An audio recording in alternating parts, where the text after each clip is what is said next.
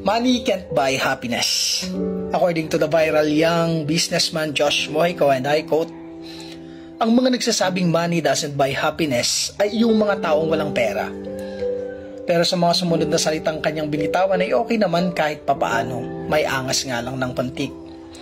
Sa akin kasi money can't buy happiness is depende sa kung paanong i-define o bigyang karakter yung salitang happiness. Ako mismo lumaki sa kahit isang tuka. Masakit mang aminin, pero hanggang ngayon hirap pa rin ang pamilya na pinanggalingan ko.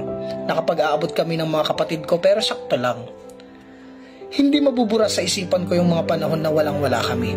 Kadalasan, kung walang maisaing na bigas, ay humihiram kami sa kapitbahay. Hindi pera yung hinihiram namin, kundi mismong bigas. Bigas na tatakalin gamit ang lata ng sardinas. Pero nagagawa pa rin naming magtawanan ng mga kapatid ko. Nagagawa pa rin naming maglaro ng tunay na may saya. And money is not involved there. And that is happiness. Ngayon sa workplace ko, may mga batang walang baon, but you can see the sweet smiles sa kanilang mukha habang nakikipagabulan sa mga kapwa nila bata. Still, that is happiness. Well, siguro mas pabor ako kung sasabihin is money can't buy things that will make you happy. Pero ang sabihin na yung pera kayang bilhin ang mismong happiness, hindi ako naniniwala doon, bro. Sa higit 100 milyong katao sa Pilipinas, mind you, meron at meron pa rin walang pera sa mga oras na ito.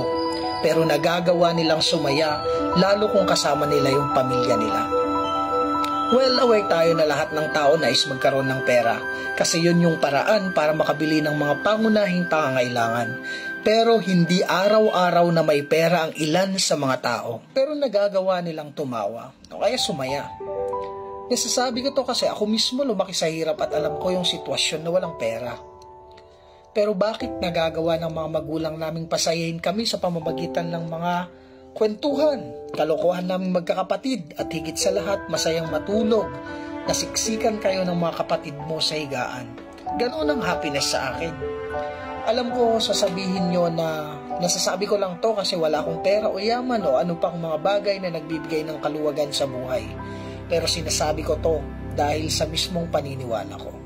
Sabi ko nga, money can buy things that will make you happy, but money can't buy happiness mismo. Depende yan sa definition na ibibigay mo sa happiness na yon. Pero yung money can buy things that will make you happy, na agree naman ako doon, this will lead you again into different situation. Alam nating lahat na habang nakabibili tayo ng mga bagay na gusto natin na nagpapasaya sa atin, is umaangat yung eagerness natin na bilhin pa yung mga matataas na gusto natin o mas mataas na gusto natin. What I mean is yung level of satisfaction umaangat. Kung wala kang trabaho, ang nagpapasaya sa'yo is bagong damit. Kapag nagkatrabaho ka, gusto mo ulit branded na damit. Kapag marami ka ng pera, gusto mo na naman is hindi lang branded, dapat kilalang brand. Ganito ko ilarawan yung money can buy happiness that will make you happy.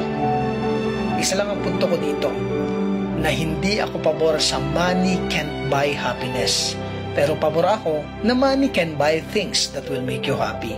Yun lang yun. Bahala na kayong intindihin kung saan kayo pabor.